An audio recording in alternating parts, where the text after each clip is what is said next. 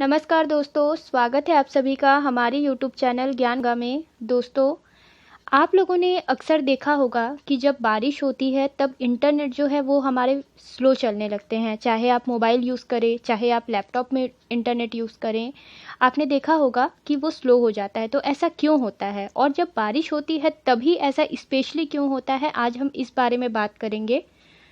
तो दोस्तों, आइए स्टार्ट करते हैं।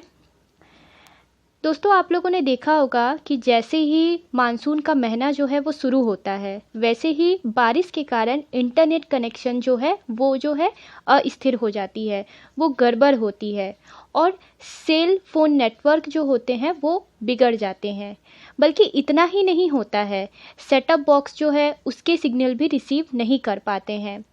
लेकिन क्या आपने कभी ऐसा सोचा है कि ऐसा बारिश होने पे ही स्पेशली क्यों होता है? तो दोस्तों, आइए ये हम समझने का प्रयास करते हैं। दोस्तों, सबसे पहले मैं आप लोगों को कुछ बेसिक चीज़ें बताऊंगी और लास्ट में मैं आप लोगों को ये बताऊंगी कि ऐसा होता क्यों है। तो दोस्तों, पूरे वीडियो को ध्यान से सुनिएगा और देखिएगा। दोस्तों, आप सभी को पता होगा और नहीं पता है तो मैं बता ही रही हूँ कि प्रकृति जो होती है उसे 3 खंडों का प्रयोग कर सभी पदार्थ बनाती है। 2 प्रकार के क्वार्क और 1 इलेक्ट्रॉन होते हैं। दोस्तों, आप लोगों ने सुना होगा कि कोई भी जो वस्तु होती है या कोई भी मटेरियल होता है वो 3 चीज़ों से मिलकर बना हुआ होता है, इलेक्ट्रॉन, प्रोटॉन और न्यूट्रॉन। तो ये कुछ ऐसा ही है।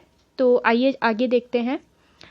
दोस्तों, सभी पदार्थों में जितने भी हम वस्तुएं यूज़ करते हैं, आप चाहे पत्थर की बात करें, चाहे आप किसी भी वस्तु की बात करें, लाइक आप कुर्सी ले लीजिए, टेबल ले लीजिए, साबुन ले लीजिए, कुछ भी ले लीजिए, सब में इलेक्ट्रॉन होते हैं, ठीक है।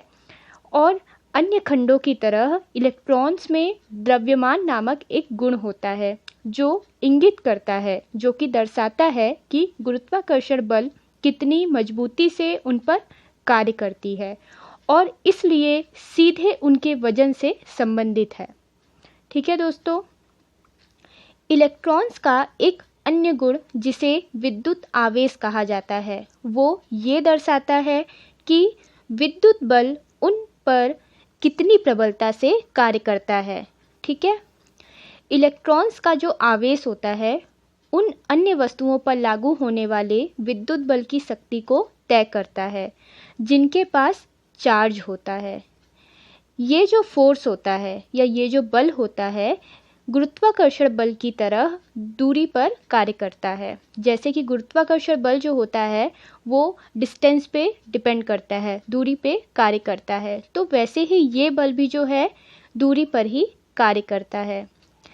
इसे आप ऐसे भी समझ सकते हैं कि लंबी दूरी तक अलग किए गए 2 इलेक्ट्रॉन बिना संपर्क बनाए विद्युत बलों को लागू करते हैं।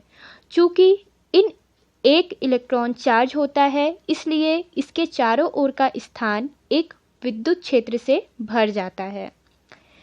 इलेक्ट्रॉन जो होता है वो एक स्थिर तालाब में एक पत्थर फेंकने के समान है जो दूर तक जाने वाले तरंग बनाता है। आप इसे इस एग्जाम्पल के थ्रू भी समझ सकते हैं, ठीक है। दोस्तों, जब यह तरंग हमारे इलेक्ट्रॉन के महासागर में होने वाले किसी अन्य इलेक्ट्रॉन के पास से होकर गुजरती है तो ये इलेक्ट्रॉन समुद्र की लहरों की तरह ऊपर नीचे बाउंस करता है। आप इसको एज इट इज़ जो लहरें होती हैं, अगर हम किसी पत्थर को तालाब या फिर किसी नदी या समुद्र में फेंकते हैं तो वहाँ पे जैसे तरंगे उठती है, आप उसको इस एग्जाम्पल के थ्रू समझ सकते हैं। वो एक इलेक्ट्रॉन की तरह ही कार्य करता है। ठीक इसी तरह जब हम बात करते हैं, जब हम संवाद करते हैं, इलेक्ट्रॉन्स के आपस में टकराने से इलेक्ट्रोमैग्नेटिक तरंग जो होती है वो शुरू होती है जो कुछ दूरी पर जाकर ख़त्म हो जाती है। और मैं आप लोगों को ये भी बता दूं कि सिग्नल का जो मीनिंग होता है, अर्थ होता है, विशेष रूप से विद्युत चुंबकीय तरंगों से है।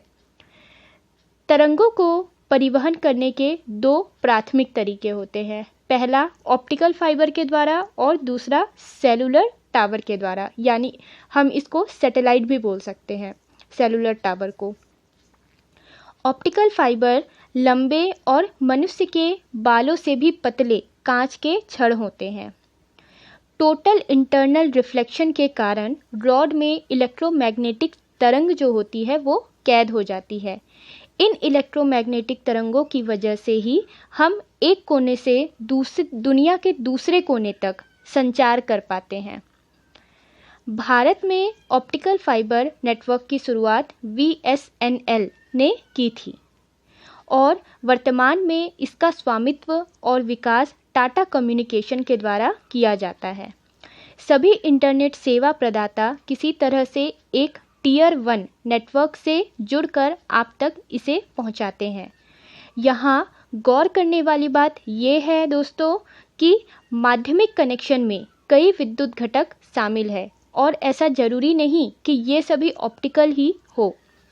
विद्युत घटकों की आवश्यकता पूरे ऑप्टिकल फाइबर नेटवर्क द्वारा डिजिटल संचार को चालू और बंद करने में होती है। मानसून की बारिश इस भूमिगत नेटवर्क को कई तरह से बाधित कर सकती है। तो दोस्तों अब हम ये समझते हैं कि कैसे जो है बारिश होती है तो वो नेटवर्क को अफेक्ट करती है। दोस्तों आगे देखते हैं। जमीन और भूस्खलन में पानी रिसने का संयोजन नेटवर्क में विभिन्न विद्युत घटकों को नुकसान पहुंचा सकता है या उन स्थानों पर फाइबर को क्षति पहुंचा सकता है जहां वे एक साथ रखे जाते हों। मध्यवर्ती स्थानों पर भी समान नुकसान हो सकता है जहां आपका स्थानीय सेवा प्रदाता टियर 1, जो मैंने आपको पहले भी बताया, तो दोस्तों जहां आपका स्थानीय सेवा प्रदाता टियर 1 ऑप्टिकल नेटवर्क से जुड़ता है और फिर आपके घर से। फाइबर में एक कोर, क्लैंडिंग और प्लास्टिक सुरक्षात्मक कोटिंग होती है और इसे वाटर राइट सुरक्षात्मक बाड़े में रखा जाता है। इसलिए बारिश से सिग्नल ट्रांसमिशन कम से कम प्रभावित होता है। दो तंतुओं को मिलाते समय कोटिंग को हटा दिया जाता है। ऐसे स्थानों पर जहां फाइबर शुरू या समाप्त होते हैं वहां फाइबर में बारिश का पानी जाने की संभावना होती है, जिससे सिग्नल कमज़ोर हो जाते हैं। जब आपका सेल फोन इंटरनेट से जुड़ा होता है तो विद्युत चुंबकीय तरंगे आपके डिवाइस से हवा के माध्यम से एक सेल टावर तक जाती है। आप इसे एक विशाल एंटीना के रूप में भी सोच सकते हैं। इस एंटीना में इलेक्ट्रॉन ऊपर और नीचे उछलते हैं। जब वे ऐसा करते हैं तो वे अपनी विद्युत चुंबकीय तरंगों का उत्पादन करते हैं, जो आपके सेवा प्रदाता द्वारा प्रबंधित एक केंद्रीय स्थान तक जाते हैं। इस स्थान पर तरंगों को किसी तरह से संसाधित किया जाता है और या तो ऑप्टिकल फाइबर नेटवर्क या किसी अन्य फ़ोन के लिए भेजा जाता है। विभिन्न प्रकार के प्रसंस्करण हो सकते हैं। अगर हम एग्जाम्पल के लिए ये बोल सकते हैं कि आपके फ़ोन द्वारा और उससे प्राप्त रेडियो तरंगे लगभग 1 मीटर लंबी होती है। इसके विपरीत फाइबर नेटवर्क के माध्यम से यात्रा करने वाली अवरक्त तरंगों की लंबाई लगभग 1 मिलियन मीटर होती है, लेकिन ये वेवलेंथ आपकी आँखों में इलेक्ट्रॉन्स को प्रभावित नहीं करता है क्योंकि ये वेवलेंथ हमें दिखाई ही नहीं देता है। इसके अलावा भारी मानसून, बारिश, हवा और बिजली में सेल टावरों को नुकसान पहुंच सकता है, जिसके परिणाम स्वरूप वे जिस क्षेत्र को कवर करते हैं उसमें रुकावट आ जाती है। इसमें ध्यान देने योग्य दोस्तों ये बातें हैं कि कुछ क्षेत्रों में फ़ोन के सिग्नल्स ही नहीं आते हैं। ऐसा इसलिए होता है क्योंकि पास में कोई सेल टावर नहीं उपस्थित होता है। लेकिन शायद रुकावट का सबसे आम कारण जाम है। जब बहुत से लोग एक ही समय में सिग्नल प्रोसेसिंग स्थानों के माध्यम से संवाद करने की कोशिश करते हैं तो कुछ संदेश जो हैं, कुछ मैसेजेस जो हैं वो खो जाते हैं। दोस्तों उम्मीद है कि आपको समझ में आया होगा कि बारिश के दौरान आपका इंटरनेट जो है वो क्यों बंद हो जाता है। तो दोस्तों आज के लिए बस इतना ही। अगर आपको वीडियो पसंद आया हो तो दोस्तों प्लीज़ वीडियो को लाइक कीजिएगा और ऐसे ही लेटेस्ट न्यूज़ पाने के लिए मेरे चैनल को सब्सक्राइब कीजिएगा। Thanks for